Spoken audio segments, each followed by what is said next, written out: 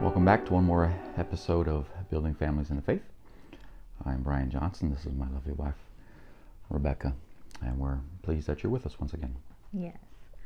Today's episode is a little off the topic. We were talking about infants, and we are going to get right back to it, I promise, and continue to teach. But a family event recently occurred that helped us decide on today's topic, which is miscarriage. Miscarriage is something that, as we talk about infants, obviously that would mean that you have brought your child to term. But the sad reality is that many of us will go through a miscarriage in our lifetime. In our particular family, we certainly have a rich history of this.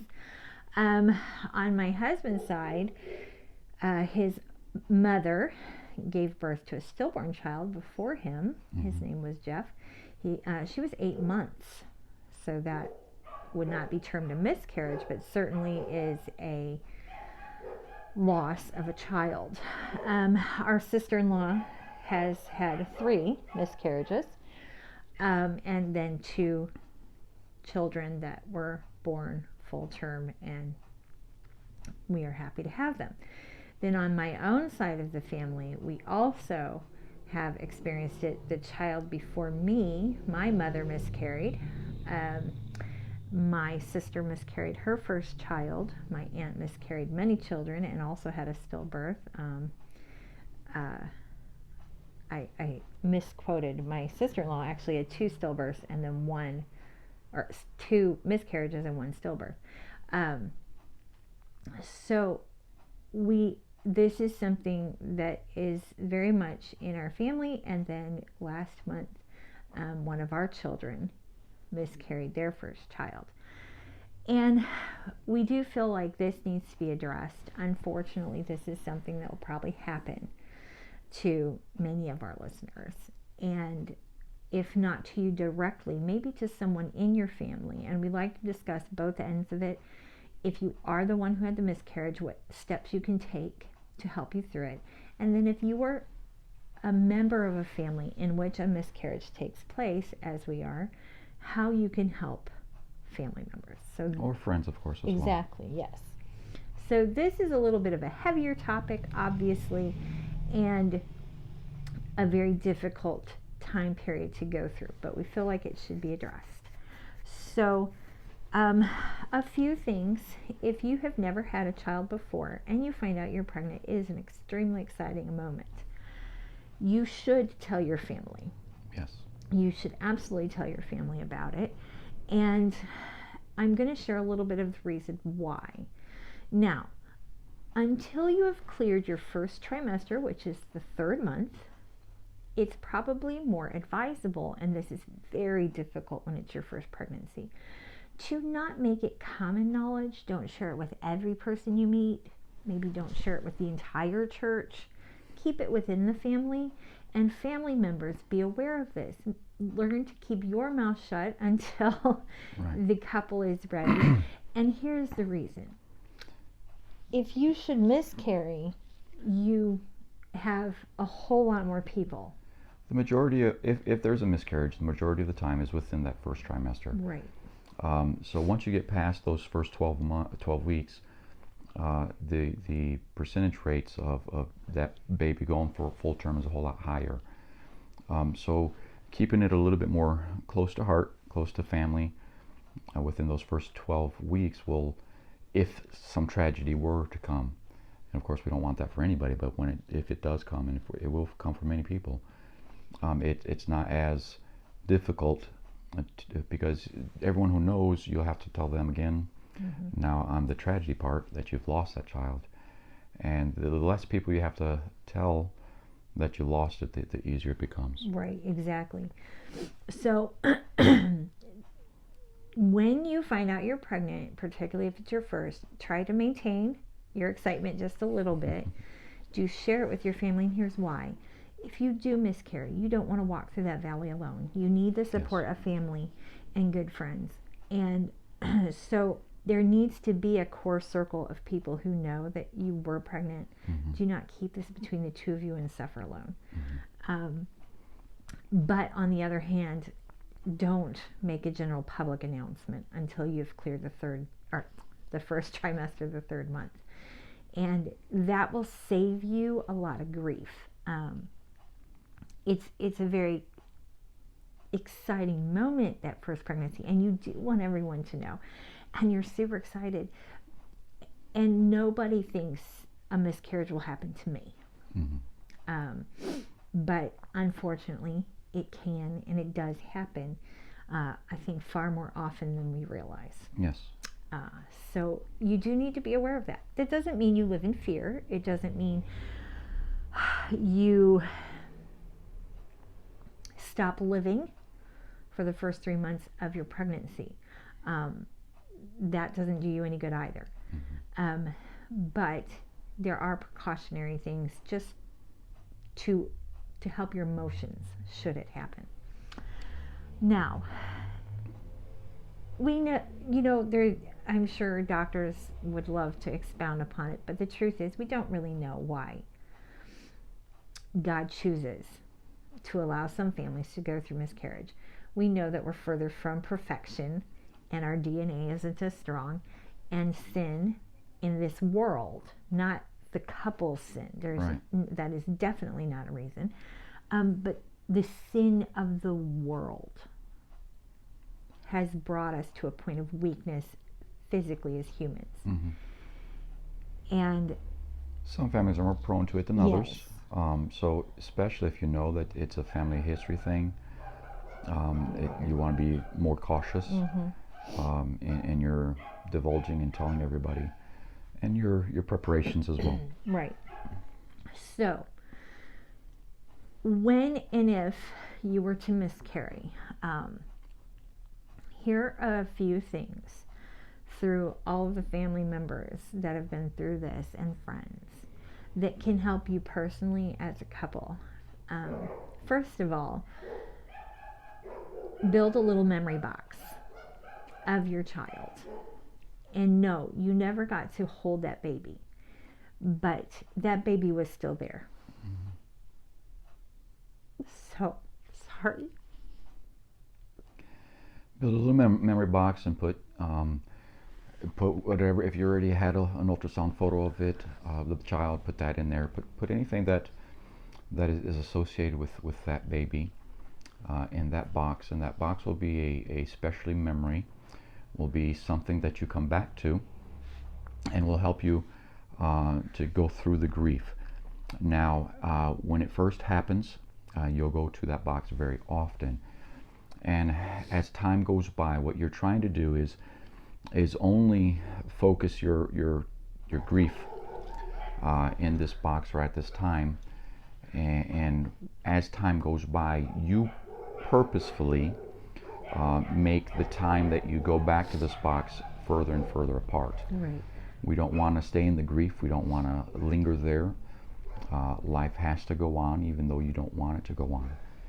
And so that box is an easy way to come and remember, to come and thank God that God gave you a child, and you will see him again in heaven someday. Right. And also a spot that you can grieve, and you do need to go through that grieving process. But that box will be something that can be put away, and will, over time, you'll want to make the time that you go back to it further and further apart, so that you can go back to life. Yes. Also, name your child. If you knew the gender, that's fantastic. Give it a gender-specific name. If you did not know the gender, you may choose a neutral name. You don't have to. You can pick whatever you want. Right, exactly. Our family. My mother picked Jeff for her child because Jeff meant peace, and they were at peace with the going With what God had chosen. of Jeff's going. And then our son and his wife picked Felix for their child's name because it meant joy or happiness. Right. And it had brought a lot of happiness into the family. And so make it a name that's meaningful to you and your spouse. Yes. because this is a real baby. You really were a parent. And that is that's probably the most difficult bit, is knowing, it is connecting the fact that you really are a parent, even if there is no child. And so that's going to make certain moments that first year very difficult, of course, just like any death. The first Mother's Day, the first Father's Day, the first Christmas, when you would have had a child, but you didn't. And particularly the Mother and Father's Day, because people do not openly acknowledge parents of miscarried children as being parents, but yet they are. And while a set of parents of living children will receive cards and congratulations, even from perfect strangers, because they see you with your child, a set of parents of a child in heaven do not get the same acknowledgement. And that goes over to those of us in the family of people who have lost children. Acknowledge the fact that that person in your family or that friend it's Mother's Day. Happy Mother's Day to them too. Even though they're the mother of a child in heaven, it is still their child. And that's a big deal. And if they don't have another child, it brings up all the memories, because obviously everyone is celebrating having that child with them. And so Mother's Day, Father's Day, the birth, the date of the death of the child, and special occasions, special dates like that, just bring up to that mother, especially, but also to the father, the memory of that child that was never born. Right. So, do you understand that a miscarriage, if you do go through a miscarriage, please go to your doctor. You may need a D&C, okay, just for you to understand if this is the first time you have ever been pregnant. You may not realize all the steps that need to be taken. If you start bleeding at the beginning, you need to go immediately to the hospital. Don't sit around and wait for it. Don't try to figure it out on your own. Get to a doctor as soon as possible. And then make sure that you have follow-up visits to make sure that everything is healthy and fine. This is really important. And do understand that you're going to go through the stages of grief. That can be shocking at first, to realize how deeply you can grieve the loss of this child. And I think also surprising, we found in our own situations, is that Daddy goes through grief too. No, he didn't hold the baby, and there is a little bit of a misnomer that because the child was not in him, he doesn't connect with the child till it's born. That is silly. I've seen way too many dads, the minute they find out they're going to have a child, they're totally connected. So Mom and Dad are going to go through. There's definitely a different connection between husband and wife, but the father does have that connection as well. So do be aware, you're going to go through grief. You're going to be very tired. You're going to go through all the stages of grief. So back to family and friends. What can we do in this period of grief? Well, one thing, and when we lost our grandbaby, I was so grateful that our church had stepped up in the Sunday school and had brought the meals for a week. Now, was it the same as her giving birth? No, it wasn't. But at the same time, just to know that someone cared, that's a step you can take. Help provide meals. If you're a family member and feel comfortable, maybe they need help cleaning the house because they're really, really tired. Step in and just do little things to show that you care and love. Most people don't realize that emotions, stresses, whether it's through miscarriage or any other kind of stress, any other kind of emotional difficult time of life, it is very draining physically. And a new couple won't understand that. And a lot of people who aren't going through it themselves don't understand the physical exhaustion that mourning, that grief, that couple is going through brings on them. And we need also be conscious of that and give them a little break in the physical arena as well, as much as possible. Like my wife said, helping meals, cleaning, and other things like that. If you work in the same ministry together, give them a little help, and give them a day off, give them some time off, if possible. and let them recover emotionally and physically, because it's not just an emotional battle that they're going through. Right. I would also say to those of us who maybe aren't going through it at the time, be careful what you say. Mm-hmm. Be very careful what you say.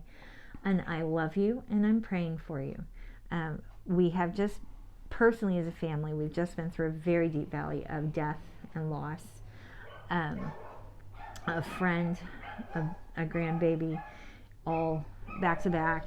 And quite frankly, it's been a long year. As far as in this year, we've had other family members die. We've had a lot of aunts and uncles pass this year. And one of the things that is astounding is how utterly ridiculous people are when they talk. Be careful not to be Job's friends. Keep your mouth silence shut. Sometimes silence is the best thing you can do. Don't ever say to a woman who's just lost a child, oh, you can always have another. You don't know that. Be quiet. Value that child's life and value that mother's emotions. And I love you. I'm praying for you. And a hug is really all you need to do. You don't need to try and explain anything. You don't need to try and justify anything. You don't need to defend God. You need to be quiet. And you need to allow that couple to seek the help they want to seek, which may not be you. So let other people take care of them if they need the help. If you see that they're really struggling, suggest to them, why don't you talk to so-and-so? For example, I did suggest to my daughter-in-law, why don't you talk to our pastor's wife, who has had 5 miscarriages, and who would certainly understand the deep grief going on there. And I do thank our pastor, our home pastor, for having come and talked to them anyway. He reached out as a man who knows what it's like to lose children. But be very careful how you speak around the couple. And another idea for you, if you've lost a child, get an ornament that comes out at Christmas with the name of the child on it. If you've named your child, and we do recommend you name your child, and don't keep it out all the time. You don't need to be depressed, but at the same time, let your family participate, the whole family. And we do this for older relatives who die, and we don't think anything of it. I've seen many people who've done like memory ornaments or little, memory plants, or you can do that for your unborn child as well. Planting a little bush if you own your property, a little flower for your child, a little plaque in your yard, because miscarried children don't get a funeral. And that is a hard thing. There doesn't seem to be closure. So have your own little closure moment. Have your own little closure ceremony. And move on with life. And then, let me say this. Moving on can be a very slow process or a quick process. Each person is different. Yes. But don't get stuck. Right, don't get stuck. And no way, necessarily the wrong way. Each person will grieve differently, and you need to, as a friend from outside, or as even a family member, helping the grieving people. Some people will grieve longer than others, and that's just how we are. God created us differently. God created us individuals, and just like we have different preferences, we have different grieving processes. And so don't, if you had the same issues or whatever and you got over it quickly, praise the Lord for that. But be understanding that it's not that way for everybody as well. Right. And then if you took a long time to get over it and someone else gets over it quickly, don't judge them either. It's just God gives grace to certain people different ways, and we all grieve differently. We all rejoice differently. I showed my excitement for having that baby, but my wife showed it a whole lot differently than I did. So the grieving process, the joy process, all of it we do differently. So don't judge, and be patient, and be understanding. And then a final thought on it. The chances are very high after a miscarriage for you to become pregnant again sometimes within a very short amount of time. And sometimes it takes a little longer, but the chances are very high you're going to get pregnant again. You cannot live in fear on a second pregnancy because of a miscarriage on a previous pregnancy. Right. Obviously, you don't be stupid. But don't just live in terrorized, paralyzed fear because you lost one. You need to trust God and His decision. He knows what He's doing. We don't always see a full picture here. Right. And so you need to trust God, and you need to breathe and relax a little when the second pregnancy comes on. And you need to step through the door with faith. And with that second one, you need to make sure you tell the close family members Yes. so that they can be there for you if it were to happen again. But even if it's not going to happen again, your mind is going to be going back to that first one. So you need that core group of family there to help you through that second one as well. Even coming to full term, they need to be there right away at the beginning. Again, don't tell everybody, but that core group that can help you and rejoice with you with that second child. So, like we said, a little bit of a heavier topic today, and obviously dear to our hearts. But know that you're loved. Know that if the miscarriage were to happen, you are parents. And your baby is being cared for by the greatest Father of all. And rest in that knowledge. And know that you're loved. If we can help you, please reach out. Yes. We'd love to be any assistance we can. And contact us through the emails and through the channels here as well. So thanks for being with us, and hope you join us again next week for Building Families in the Faith.